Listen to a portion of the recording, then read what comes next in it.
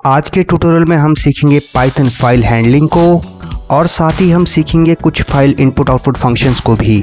हम सारे operations perform करेंगे टेक्स्ट फाइल और बाइनरी फाइल के ऊपर। टेक्स्ट फाइल ह्यूमन रीड कर सकते हैं और binary file machine understandable code के साथ होती है। आज का टॉपिक पूरी तरह से डेडिकेटेड है टेक्स्ट फाइल के ऊपर। हम सीखेंगे ओपन फंक्शन को, रीड फंक्शन को और फाइल ओपनिंग मोड हम रखेंगे रीड। इसके अलावा भी कई सारे मोड्स होते हैं, लेकिन इस ट्यूटोरियल को हमने डेडिकेट किया है केवल रीड मोड के लिए। हम सबसे पहले खोल लेते हैं पाइचार्म को और सबसे पहले मैं यहाँ पे राइट क्लिक करके बनाता हूँ एक न्यू फाइल। मैं यहाँ पे सिलेक्ट करूँगा पाइथन फाइल को और मैं फ़ाइल का कोई नाम दे दूँगा। यहाँ पे मैंने फ़ाइल का नाम दिया है फाइल test1। आप चाहें तो कुछ नाम और दे सकते हैं। ये देखिए मेरी फ़ाइल बनके तैयार है। अब मुझे अपनी कोडिंग शुरू करनी है। इसे मैं थोड़ा जूम इन कर लेता हूँ और यहाँ पे सबसे पहले मैं कमेंट में लिखता हूँ फाइल रीड।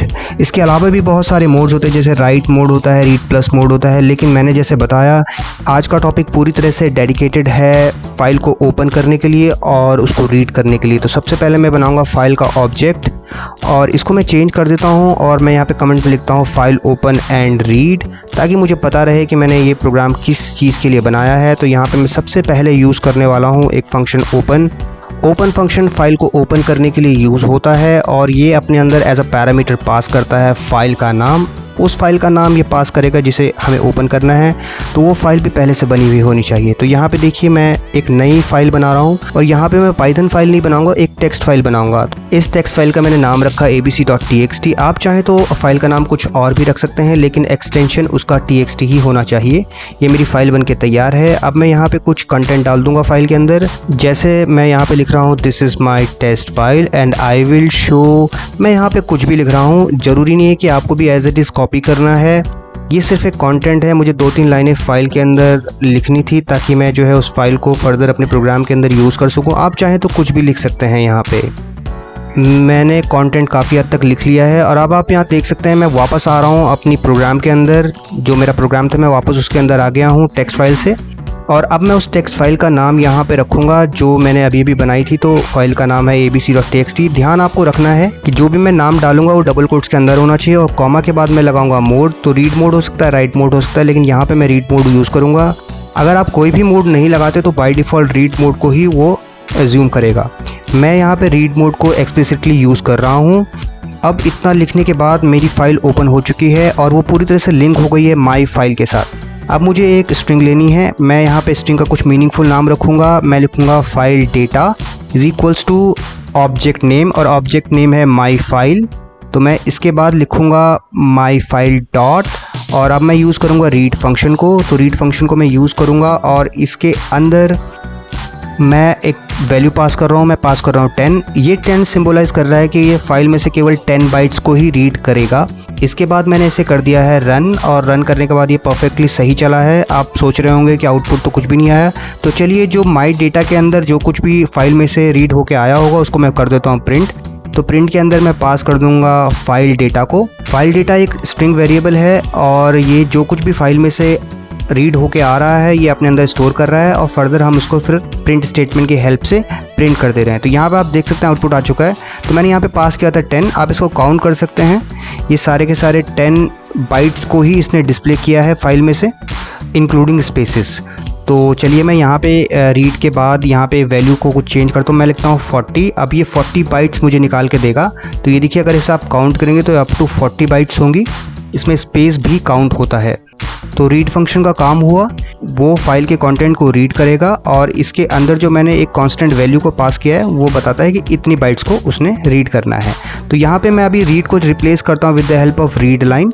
तो रीड लाइन जैसे बताता है कि पूरी की पूरी लाइन को रीड करेगा। अब यहाँ देखिए मैंने फाइल के अंदर जो लाइनें थी उसमें से ये पूरी कंप्लीट लाइन को इसने रीड करके दिया है।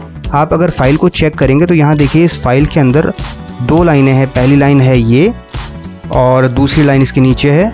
तो टेक्स्ट फाइल में से इसने दोनों लाइनों में से एक लाइन रीड करके दिया है। ये आउटपुट आपको डिस्प्ले हो रहा है।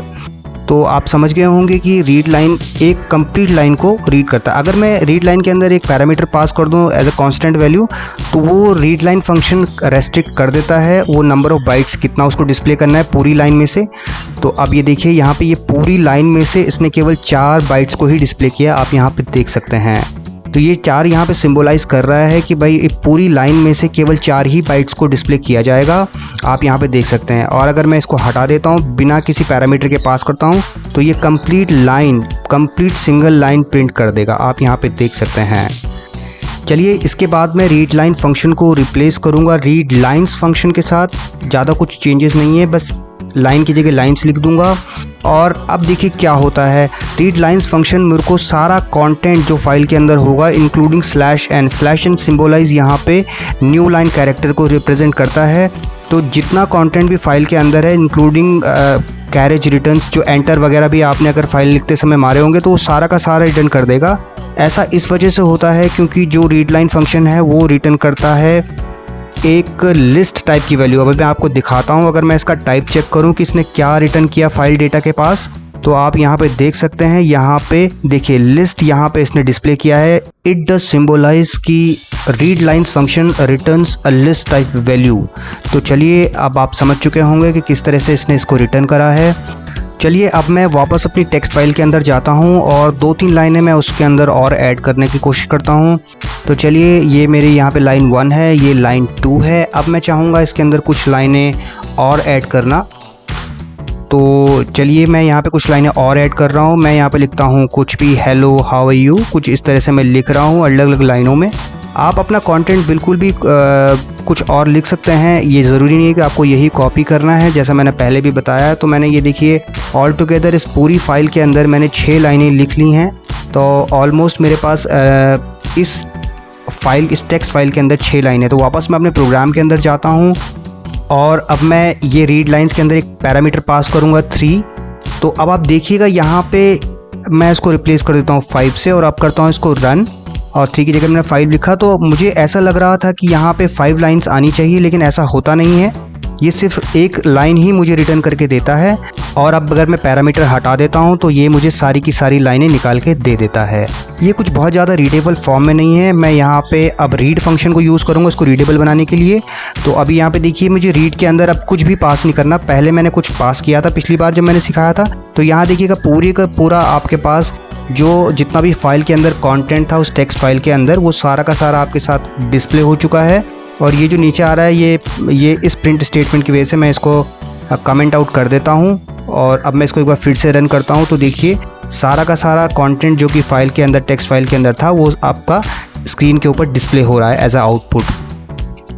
और जैसे मैंने आपको बताया था कि ये R पूरी तरह से ऑप्शनल होता है। अगर आप इसको नहीं लगाते हैं तो भी ये पूरी तरह से काम करेगा। मैं यहाँ पे हटा के दिखा देता हूँ आपको और मैं इसको करता हूँ रन। तो बाय डिफ़ॉल्ट उसने अपने आप ही रीड मोड ले लिया और फाइल का जितना भी कंटेंट था वो सब पूरी तरह से उसने रीड करके आपको डिस्प्ले कर दिया है। तो चलिए आई होप आपके इतना समझ में आ गया होगा। आगे बढ़ते हैं। अभी मैं इस फाइल को यहाँ से चेंज करता हूँ। आप यहाँ देख रहे होंगे ये जो abc.txt है ये सेम डायरेक्टरी के अंदर है। सेम डायरेक्टरी का मतलब सेम फोल्डर के अंदर मैंने बनाया है जिस फोल्डर पे मैं काम कर रहा हूँ। तो अभी मैं चाहूँगा तो यहाँ से एक दूसरी डायरेक्टरी के अंदर से फ़ाइल को कैसे रीड करना है वो भी मैं आपको सिखाता हूँ। तो मैं ई डायरेक्टरी में जाता हूँ और मैं यहाँ पे एक फ़ाइल बनाता हूँ टेक्स्ट फाइल। इस टेक्स्ट फाइल का मैंने कुछ नाम रखा है, इसका कुछ नाम रख देता हूँ। मैं लिखता हूँ test1 मैं सिंपल इसका नाम रखता हूँ। ये टेक्स्ट फाइल है तो इसका एक्सटेंशन अपने आप ही .txt हो जाएगा। इसके अंदर मैं कुछ कंटेंट को डाल रहा हूँ। मैंने लिखा hello how are you, I am fine, like this. और इसके बाद मैं इसको सेव कर देता हूँ। सेव करने के बाद मैं इसको कर दूंगा बंद। और बंद करने के बाद मैं वापस आप यहाँ देखिए test1 है इस फाइल का नाम। इसकी प्रॉपर्टी मैं चेक करूँगा तो यहाँ देखिए ये txt फाइल होनी चाहिए। तो .txt इसका एक्सटेंशन अपने आप ही है। तो इसके बाद मैं अपने फाइल में वापस आता हूँ प्रोग्राम के अंदर और इस फाइल को रिप्लेस कर देता हूँ। और रिप्लेस करते समय मुझे ध्यान इस बात का रखना है कि यहाँ पे जब मैं फाइल का नाम मेंशन करूँगा तो उससे पहले मुझे उसका पूरा का पूरा पाथ चाहिए होगा कि जिस डायरेक्टरी में वो है।